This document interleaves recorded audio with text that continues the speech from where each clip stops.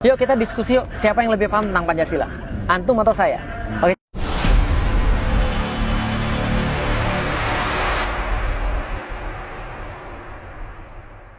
Pancasila, tuduhan orang terhadap pusat anti Pancasila dari NKRI. Ya, jadi gini, siapa? Enggak, ya. Enggak. Jadi kalau tuduhan-tuduhan anti saya jelasin gini. Oke, sekarang kita mau ngetes tentang Pancasila. Saya mau ngajarin antum tentang Pancasila dengan satu diskusi yang antum bisa bawa kemanapun. Jadi kalau antum dibilang anti Pancasila, antum langsung bilang aja, yuk kita diskusi yuk, siapa yang lebih paham tentang Pancasila? Antum atau saya? Oke, coba lihat ya, gimana caranya. Jadi gini, Pancasila ada berapa sila? 5. 1. Tuhan Yang Maha Esa. 2. Adil dan beradab. Yang ketiga, Persatuan Indonesia. keempat, Kerakyatan yang dipimpin oleh hikmat kesetaraan persoalan perwakilan. yang kelima, Keadilan sosial bagi seluruh rakyat Indonesia. yang paling panjang yang mana? 4. Saya nggak bahas yang pendek-pendek, nggak level, yang panjang aja. Coba ya, kerakyatan yang dipimpin oleh hikmat kebijaksanaan. Oke, sampai di situ dulu. Hikmat kebijaksanaan. Sekarang saya mau nanya, hikmat itu bahasa apa? Bahasa Arab. Oke, ada nggak hikmat dalam arti bahasa Indonesia? Ada nggak hikmat dalam arti bahasa Indonesia? Buka KBBI, Kamus Besar Bahasa Indonesia, ketik kata hikmat, Anda akan lihat artinya adalah kebijaksanaan. Berarti arti hikmat adalah apa? Oke, sekarang artiin hikmat sebagai kebijaksanaan, baca ulang. Kerakyatan yang dipimpin oleh hikmatnya diartiin, kerakyatan yang dipimpin. Ngapain ulang 2 kali saya tanya? Nggak mungkin ulama-ulama yang buat Pancasila itu redundant, ngulang 2 kali. Nggak. Al-Quran itu sangat detail. Dan yang baca terbiasa detail. Orang muslim itu terbiasa detail. Hati-hati ngomong dengan orang muslim, karena orang muslim itu terbiasa detail. Dia akan memperhatikan setiap kata itu benar. Contoh, hikmat kebijaksanaan. Nggak mungkin kebijaksanaan. Kenapa? Pasti ada maksud yang lain. Oke, kita coba lihat. Arti hikmat dalam bahasa Arab. Apa bahasa Arabnya hikmat? Wisdom dalam bahasa Inggris. Sama, kebijaksanaan juga. Berarti ada arti yang lain. Makanya para ulama pinternya adalah naruh passwordnya di kata-kata hikmat. Itu nggak mungkin bisa diartikan kalau orang nggak baca Al-Quran. Oke, coba lihat. Arti kata hikmat. Ada yang hafal surat Al-Jumu'ah ayat pertama? Sabbahalillahi mafis samawati wal ard. Bukan. Al-Malikul Quddus Azizul Hakim.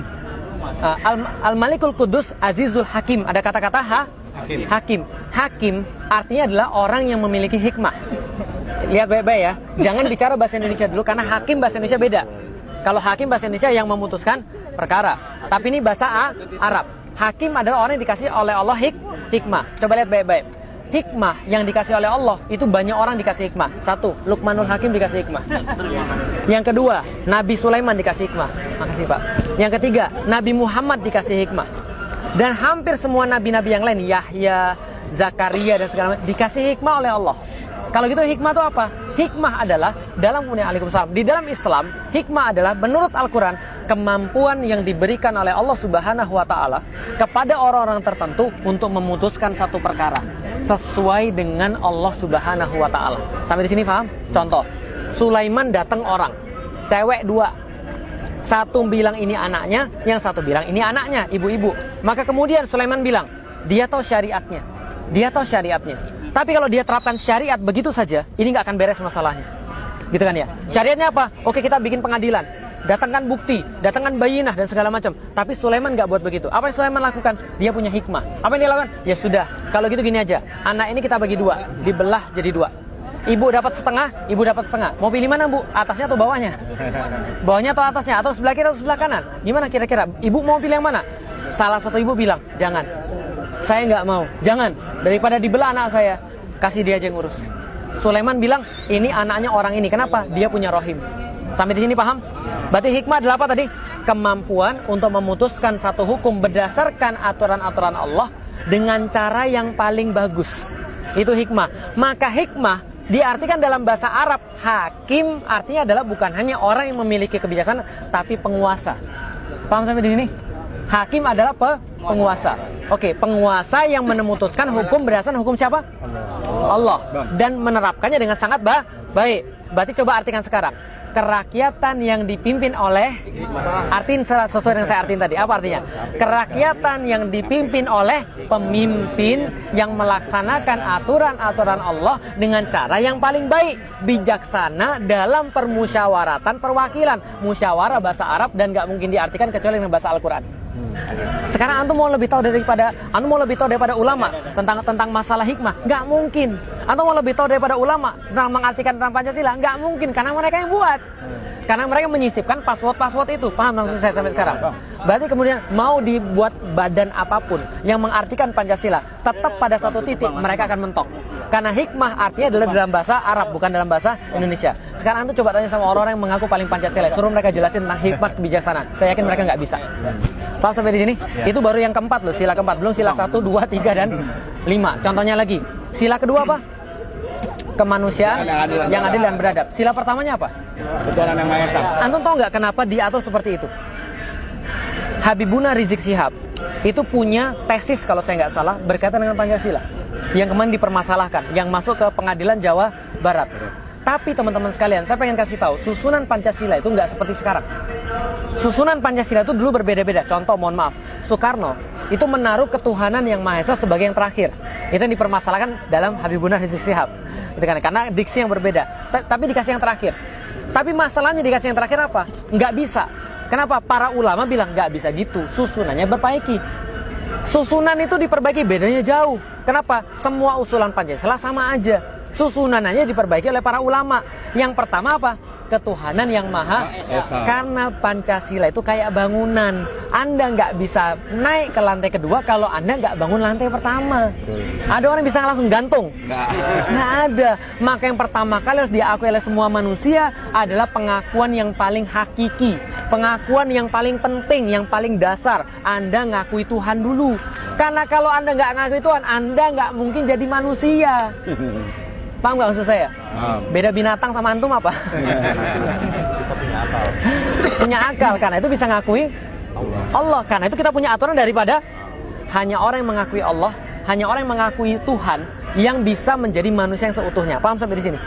Kalau Anda nggak mengakui Tuhan, Anda nggak mungkin menjadi manusia secara utuh. Contoh, lihat nih, tahu Nabi Adam diciptakan sama siapa?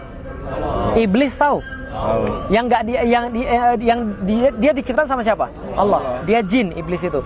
Ketika Adam diciptakan, lantas mana Allah bilang semuanya bersujud pada Adam. Fasajadu illa iblis. Maka semuanya bersujud kecuali apa yang hilang pada dia? Dia nggak ngakui Allah sebenarnya. Allah suruh sujud sama dia. Apakah Allah suruh sujud sama Adam? Enggak. Allah cuma bilang, saya itu keren banget, kira-kira gitulah. Ciptaan saya ini sempurna, ahsani takwim. Apakah kalian nggak merasa keren dengan semua ini? Sujud sana. Paham gak kira saya? Kayak gini deh misalnya, Anda berhasil gambar sesuatu yang bagus, Anda foto itu kan ya. Anda bilang orang, dan kalau ada orang sakit kayaknya, widih keren banget. Coba lihat gini, orang yang nyetak gol di waktu-waktu terakhir Muslim, apa yang dia lakukan? Sujud syukur langsung. Orang tuh ketika mengalami sesuatu yang sangat gila nih, keren banget, dia pasti akan mau sujud. Kira-kira gitulah. Allah bilang, keren gak nih ciptaan saya? Harusnya kalian merasa keren dong, karena ini lebih keren semua daripada Anda semua. Lebih keren daripada jin, lebih keren daripada yang lain. Ini paling keren ini. Sujud dong. Yang Allah minta bukan sujud pada Adam, tapi hormati saya. Karena saya yang minta, sujud. Iblis nggak mau. Iblis nggak mau. Yang nggak diakui adalah Allah sebenarnya. Ketika dia sudah nggak ngakui Allah, apalagi ngakui manusia. Ngapain saya sujud pada dia? Dia cuma dari tanah, saya dari api. Padahal Allah sudah bilang, kami nggak hanya jadikan dia daripada tanah, tapi kami jadikan dia daripada tanah. Kami sempurnakan dia dengan seimbangkan dia, dan kami kasih dia pada dia ruh yang menghubungkan dia senantiasa daripada kami. Paham nggak maksudnya? Artinya iblis mulai bilang, gue itu udah lama kali. Tahu nggak cerita tentang iblis? Iblis tuh pas ruku, lama bertahun-tahun. Allah bilang tambah lagi sekian tahun, mau dia. Sujudnya tambah lagi sekian tahun, mau dia. Antum pernah nggak sujud bertahun-tahun? Lah imam sebentar sujud sudah agak lama. Ya kan ya? Dia sudah suruh sujud bertahun-tahun, mau loh, nggak ada masalah. Tapi ketika manusia datang, dia nggak mengakui Allah, karena dia nggak mengakui manusia. Maka kalau ada orang nggak mengakui Allah, dia nggak mungkin mengakui manusia. Lihat PKI. PKI itu yang nggak diakui siapa? Tuhan. Maka dia ngelihat manusia tuh, manusia dipotong, disembeli, darahnya keluar. Itu sama aja kayak ngelihat ayam dipotong. Karena dia nggak pernah memanusiakan orang. Ingat baik-baik kata-kata saya. Kejahatan itu terjadi ketika antum sudah mulai tidak memanusiakan orang. Nggak usah bicara tentang agama dulu deh. Orang itu bisa jadi jahat kalau dia sudah tidak memanusiakan orang. Makanya cara orang untuk jahat pada orang-orang muslim di Suriah, di Rohingya adalah dengan tidak menganggap mereka manusia. Mereka tuh sama aja kayak binatang. Kayak monyet mereka itu, hitam. Dan kita ini adalah ras yang terpilih, mereka tuh monyet. Maka mereka bunuh manusia, itu kayak bunuh monyet. Paham nggak kira-kira saya? Perang salib. Betapa teganya mereka menumpahkan 60.000 darah orang di Masjidil Aqsa, di Baitul Maqdis. Kenapa mereka jadi setega itu? Sebelumnya mereka sudah dikasih hoax dulu. Jadi nggak usah ngajarin orang muslim hoax. Mereka yang sering buat hoax sebenarnya. Apa yang kemudian mereka lakukan? Muslim itu tukang makan anak kecil. Anak kecil itu disup. Mereka jadiin kemudian tulang-tulang dari anak kecil dijadiin sebuah kalung misalnya. Apalagi mereka mengencingi salibnya Yesus Kristus. Itu yang mereka buat sehingga mereka benci dengan orang muslim. Sehingga nyembelih orang muslim udah kayak nyembelih ayam, udah kayak nyembelih binatang. Nah, maka kalau ketuhanan yang Maha Esa itu ada, maka baru ada bisa kemanusiaan yang adil dan kalau Anda mempermasalahkan Tuhan, Anda bukan manusia. Karena pengakuan paling hakiki adalah manusia. Kalau kemanusiaan ini tidak adil dan beradab, nggak bakal ada persatuan. Lihat sekarang, gimana ada persatuan? Orang mereka buat perpecahan terus. Baru tenang sedikit sudah dibuat. Yang mana yang lebih bagus? Yang berjasa di abad ke-20, Soekarno atau Nabi Muhammad? Gila. Kadang-kadang ya ini contoh misalnya. Baru mau kita tenang dikit. Diadu lagi. Nggak ada persatuan. Kenapa? Karena nggak ada orang manusia. Karena orang nggak menghormati agama. Lah kalau nggak ada persatuan, nggak akan ada pemerintahan. Makanya kadang-kadang saya lucu. Mereka yang di atas sana, oke lah silahkan menang, nggak ada masalah. Ya ini urus dengan baik, ini rakyatmu ini seperti apa, umatmu urus dengan baik. Kita nggak ada masalah, urus dengan baik sana, paham nggak kira saya? Nah tapi masalah dibuat perpecahan sehingga nggak ada pemerintahan. Terus nggak usah pakai payung, tenang. Mereka panas, saya juga panas. Nah yang kelima, kalau sudah ada pemerintahan, baru ada keadilan sosial bagi seluruh rakyat. Itu ujung daripada maqasid syariah. Jadi kalau mau debat tentang Pancasila, ayo kita layanin ngomong berapa lama. Tapi kenapa mereka senantiasa menuduh? Antum sudah tahu, antum baca Al-Quran. Orang-orang yang benci sama Islam itu cuma punya 3 cara. Saya mau kasih tahu sama antum. Cuma punya 3 cara. Satu, yang paling pertama nuduh.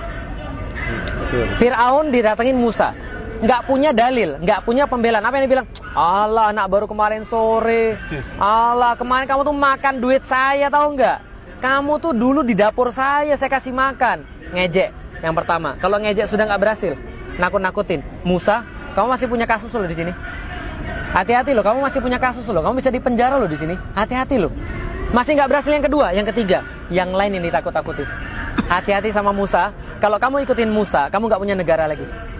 Kalau kamu ikutin Musa, kita nggak ada lagi Mesir. Sama nggak kayak sekarang? Diejek sudah belum? Dah. Ditakut-takutin sudah belum? Orang yang lain ditakut-takutin sudah belum? Berarti sebentar lagi belah lautan. Ya tinggal tunggu yang itu aja, gitu kan ya. Ya, silakan. Anak ke pos dulu ya. Ahlan Pak Haji, silakan Pak Haji, silakan. Insyaallah. Jazakallah khairan Bang Japar, makasih.